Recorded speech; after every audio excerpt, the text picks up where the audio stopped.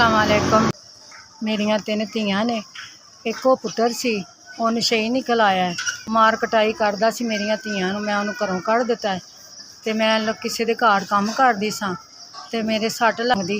3 ਧੀਆਂ ਚੋਂ ਇੱਕ ਵੱਡੀ ਦਾ ਵਿਆਹ ਕੀਤਾ ਤੇ ਉਹ ਵੀ ਬੇਵਾ ਹੋ ਗਈ। ਉਹ ਵੀ ਮੇਰੇ ਕੋਲ ਹੈ, ਉਹਦੀ ਬੱਚੀ ਹੈ ਤੇ ਮੇਰੇ ਬੂਹੇ ਤੇ ਬੈਠੀ है। मेरा मियाँ 11 साल हो गए ने फौत होए ਨੂੰ।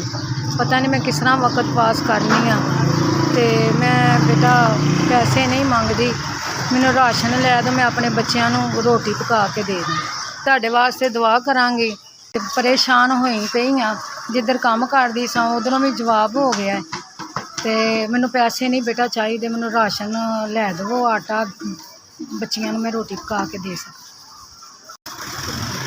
5 किलो आटा,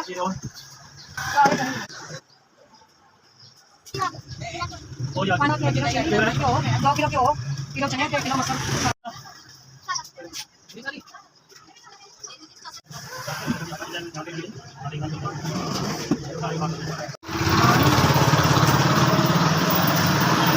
अस्सलाम वालेकुम। तुसी मेरी 7000 की मदद की है। अल्लाह तुहाडे दुख दूर करे। तुसी गरीबां की मदद करदे हो ते अल्लाह तुहानू ज़्यादा देवे। अल्लाह तुहानू हज कराए, अल्लाह तुहानू उमरा करा, तरक्कियां कामयाबियां देवे। तुसी मैनू बेवा औरत की 7000 की मदद की है। 6000 का राशन लैके दिता ते 1000 नगद दिता है। जींदे वसदे रवो।